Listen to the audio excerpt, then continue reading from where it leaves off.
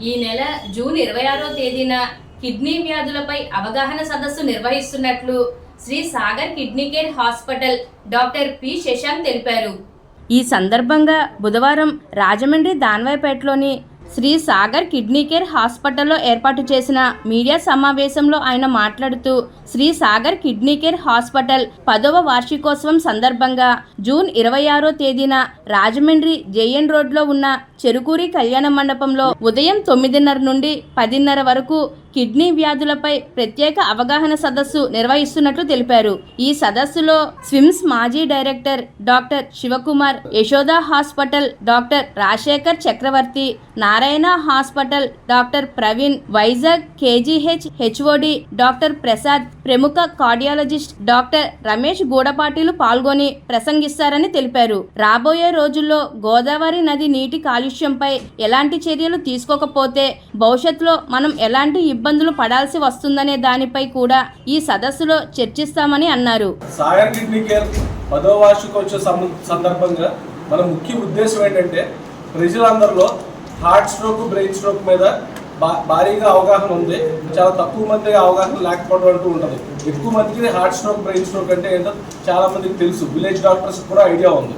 కానీ కిడ్నీ జబ్బులు, kidney failure వచ్చిన పేషెంట్స్ లాస్ట్ వరకు క్రియాటిన్ 6-7 వెళ్ళి వాంతులు వచ్చి లేకపోతే ఆయాసం వచ్చి వెంటిలేటర్ ఎక్కే పరిస్థితుల్లో కానీ, కాళ్ళు వాపులు విపరీతంగా వచ్చిన పరిస్థితుల్లో కానీ ఈ చుట్టుపక్కల ప్రాంతాల్లో కిడ్నీ హాస్పిటల్కి వచ్చే సందర్భం లేదు. అది సాగర్ కిడ్నీ కేర్ అవ్వచ్చు, లేకపోతే ఇంకో కిడ్నీ హాస్పిటల్ అవ్వచ్చు. సో ఈ అవేర్నెస్ అనేది మన జనరల్ పబ్లిక్లో చాలా తక్కువ. అది ఉభయ గోదావరి జిల్లాలో.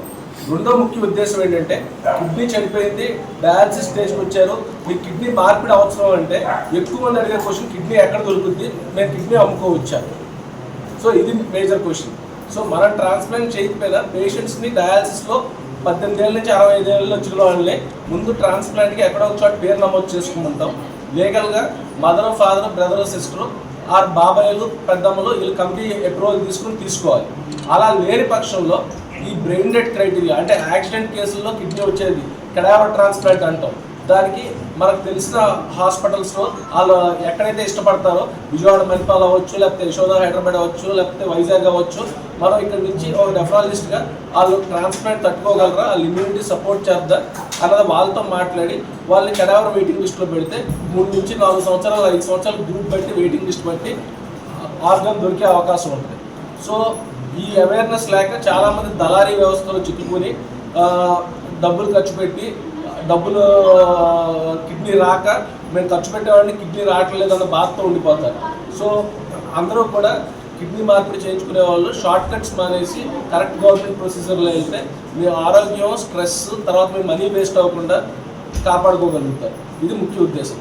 సెకండ్ ముఖ్య ఉద్దేశం ఏంటంటే 10ఏళ్ల వార్షికోత్సవం సందర్భంగా ఉభయ గోదావరి జిల్లాల్లో ఎక్కడా లేని విధంగా వాటర్ని, ఆర్ఓ వాటర్ని అల్ట్రా ప్యూర్ వాటర్ కింద తయారు చేయడం జరిగింది. ఈ అల్ట్రా ప్యూర్ వాటర్ చేయటం వల్ల రక్త శాతం తగ్గిపోవడం, తర్వాత డయాలసిస్లో నాణ్యత పెరగడం జరుగుతుంది. అల్ట్రా ప్యూర్ వాటర్ అంటే TDS <9 and bacterial and endotoxin forms and coliforms అని అసలు ఉండకూడదు. సో దీన్ని ఈక్వినాక్స్ ల్యాబ్, నావీ ముంబై, ఇండియాలో టాప్ 5 ల్యాబొరేటరీస్లో వాటర్ టెస్టింగ్ పంపించాం. ఆ కాపీస్ కూడా మీకు ఇస్తాం. అండ్ అనకార్ ల్యాబొరేటరీస్ నాగ్పూర్లో కూడా పంపించాం. యూజువల్గా IITs వాళ్ళు ప్రైవేట్ హాస్పిటల్ శాంపుల్స్ తీసుకోరు ప్రాసెస్కి, బికాస్ వాళ్ళు గవర్నమెంట్ ఏజెన్సీ వర్క్ లోడ్ ఎక్కువ ఉంటుంది. సో అండ్ సెకండ్ హీమోడయా ఫిల్టరేషన్ అంటే హార్ట్ పంపింగ్ లెస్ దాన్ 35% ఉన్న వాళ్ళకి డయాలసిస్లో బీపీ పడిపోవడం, సడన్గా డెత్ అయ్యే ఛాన్స్లు ఉంటాయి.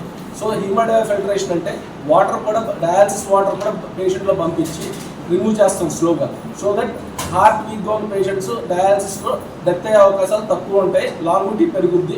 సో ట్రాన్స్ప్లాంట్ చేసుకునే వాళ్ళకి మధ్యలో హార్ట్ వీక్గా ఉండి ఇబ్బంది అందుకున్న వాళ్ళకి 6 నెలలు, సంవత్సరం పాటు ఇదో బ్రిడ్జ్ కింద పనికొస్తుంది. సో దీనికి మెయిన్ కావాల్సింది అంటే వాటర్ నాణ్యత. సో 26 నుంచి చెరుకూరి కళ్యాణ మండపంలో మనకి డాక్టర్ శివకుమార్ గారు ఎక్స్ డైరెక్టర్ స్విమ్స్, తర్వాత రాజశేఖర్ చక్రవర్తి గారు యశోద నుంచి, తర్వాత పల్లా ప్రవీణ్ గారు నారాయణ నుంచి, గొల్లపల్లి ప్రసాద్ గారు వైజాగ్ కేజీహెచ్ హెచ్ఓడి, మరియు నిపుణులైన నెఫ్రాలజిస్టులు, కార్డియాలజిస్ట్ రమేష్ గోడపాటి గారు కిడ్నీ జబ్బుల్లో, కిడ్నీ వ్యాధుల్లో గుండె జబ్బు గురించి మాట్లాడటానికి, అండ్ డాక్టర్ సుబ్బయ్య చౌదరి గారు నరాల వీక్నెస్ గారు మాట్లాడటానికి. సో ఈ హీమోడయా ఫిల్టరేషన్ ఏంటంటే హార్ట్ వీక్గా ఉండి మోర్ దెన్ 5-6 సంవత్సరాలు డయాలసిస్లో ఉండి కాలు సత్తు తక్కువగా ఉన్న వాళ్ళకి ఉపయోగపడుతుంది. అండ్ యూజువల్గా ఏంటంటే ఒక అపోహ, లైక్ హాస్పిటల్స్కి జనాలు ఓవర్ బిల్ చేస్తున్నారు, ఎక్కువ బిల్స్ అవుతున్నాయి అన్నది ఒక నార్మల్గా ఒక సూపర్ స్పెషాలిటీ హాస్పిటల్కి ఎస్టాబ్లిష్ చేయాలంటే 2 టైర్ సిటీస్లో బెడ్కి 40 లక్షలు అవుతుంది. ల్యాండ్ వాల్యూ కూడా క్యాలిక్యులేట్ చేసింది. అదే కార్పొరేట్ హాస్పిటల్ హైదరాబాద్లో చేయాలంటే అదే బెడ్కి 1,20 లక్షలు అవుతుంది. Because equipment and infrastructure super speciality hospital గురించి చెప్తున్నాను.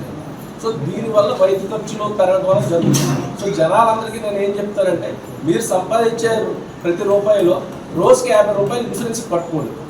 సో ఆరోగ్యశ్రీ ఉన్నా లేకపోయినా కొన్ని జబ్బులకు ఆరోగ్యశ్రీ కవర్ చేయకపోవచ్చు, లేకపోతే కొన్ని స్టంట్లు కానీ కొంచెం కాస్ట్లీ వైద్యం కానీ ఆరోగ్యశ్రీలో రాకపోవచ్చు. సో ఒక కప్ ఆఫ్ కాఫీ ఏదైతే మీరు తాగుతున్నారో, ఒక కుటుంబంలో ఒక వైఫ్ అండ్ హస్బెండ్కి కాఫీ ఖర్చు పెట్టేది హెల్త్ ఇన్సూరెన్స్ ఖర్చు పెట్టుకోవడం బెటర్. ఇప్పుడు నా హాస్పిటల్కి క్యాష్లెస్ లేదు, కానీ క్యాష్ కట్టుకున్న తర్వాత 30 రోజుల్లో అందరికీ రియంబర్స్ అయ్యింది. ఎందుకు కారణం ఏంటంటే, మనం ఎవరన్నా పొరపాటున ఇన్సూరెన్స్ రిజెక్ట్ రాసినా మనం ఎందుకు చేసాం వైద్యం, ఆ వైద్యం తాలూకా ప్రూఫ్ని అటాచ్ చేసి పంపిస్తే ఏ ఇన్సూరెన్స్ కంపెనీ కూడా రిజెక్ట్ చేయడానికి లేదు. రిజెక్ట్ చేస్తే కన్స్యూమర్ ఫామ్లో వాళ్ళు లీగల్గా లాగొచ్చు. మనం ట్రీట్మెంట్ న్యాయబద్ధంగా ఒక గైడ్ ఆధారిత పూరిత వైద్యం అయితే ఏ ఇన్సూరెన్స్ కంపెనీ కూడా రిజెక్ట్ చేసే అవకాశం లేదు. ఓకే, సో డాక్టర్గా మనం ఎందుకు రిజెక్ట్ అయిందని రాస్తే సరిపోదు. మనం ఏ వైద్యం ప్రకారం వాళ్ళు డయాలసిస్ ఎందుకు చేసామో, జిఎఫ్ఆర్ తగ్గిన తర్వాత చేసామా, క్రియాటిన్ ఆ తర్వాత చేసామా, లేకపోతే 2-3కే చేసామా అన్నది చూసుకుంటారు. సో వైద్యం ఆధారిత పరంగా చేస్తే ఇన్సూరెన్స్ రాకుండా లేదు. అండ్ మన హాస్పిటల్లో 9 ఏళ్ళ నుంచి నేను విలేజ్ డాక్టర్స్కి అగెనిస్ట్ కాదు, కానీ నాకు రిఫరల్ కానీ దళారీ వ్యవస్థ కానీ నేను నమ్మను. పేషెంట్కి హాస్పిటల్లో రాగానే రిసెప్షన్ మీద రేట్లు డిస్ప్లే చేయబడతాయి. అది WHO నామ్స్ DMHO నామ్స్ ప్రకారం రన్ చేస్తుంది. సో ఇప్పుడు వచ్చి నేను ఎందుకు సపోర్ట్ చేయను అంటే, వైద్య ఆల్రెడీ కిడ్నీ జబ్బులు వచ్చిన వాళ్ళకి వైద్యమే ఎక్కువ ఖరీదు అవుతుంది. మళ్ళీ దళారీ వ్యవస్థలో అంతా డబ్బులు మయమయ్యేసరికి ఇంకా కాస్ట్ పెరుగుతుంది. సో నాకు మానసిక సంతృప్తి ఉన్న పని నేను చేయను. ఓకే, సో విలేజ్ డాక్టర్స్ నేను తక్కువ పరచడం కాదు. సో వాళ్ళ దగ్గర ఉంచుకొని పెయిన్ కిల్లర్స్, స్టెరాయిడ్స్ ఇవ్వడం వల్ల పిల్లలు ఇదవుతారు. సెకండ్ మోస్ట్ ఇంపార్టెంట్ యువతకి ఏంటంటే, జిమ్ చేసేటప్పుడు హెవీ జిమ్ అలవాటు లేకుండా ఒకేసారి చేయటం, స్టెరాయిడ్స్ తీసుకోవడం వల్ల మజిల్ బ్రేక్లోనే కిడ్నీలు గొట్టాలు ఫెయిల్ అవుతున్నాయి. ఓకే, అండ్ డ్రగ్ అడిక్షన్ వల్ల, స్మోకింగ్ వల్ల కూడా చాలా హార్మ్ఫుల్ ఉంది యూత్లో. సో ఇది నేను చెప్పదలుచుకుని వచ్చేసాను. సో జూన్ 26న చెరుకులిలో పొద్దున్న 9:30 నుంచి 10:30 వరకు రావాల్సిందిగా కోరుకుంటున్నాను ప్రెస్ వాళ్ళందరినీ. అక్కడ ప్రముఖ డాక్టర్లందరూ కిడ్నీ జబ్బుల మీద అవగాహన కల్పిస్తారు. అండ్ ఒక 5-6 నిమిషాలు గోదావరి రివర్ వాటర్ ఎంత పొల్యూషన్ ఉంది, దాన్ని ఎంత శుద్ధి చేస్తే ఏ స్టేజ్కి తీసుకొస్తున్నామో, రానున్న రోజుల్లో దాని మీద చర్యలు తీసుకోకపోతే ఎలా మనం ఇబ్బంది పడాల్సి వస్తుంది, నది రోడ్డు నుండి కూడా మనకి మంచినీరు వచ్చే అవకాశం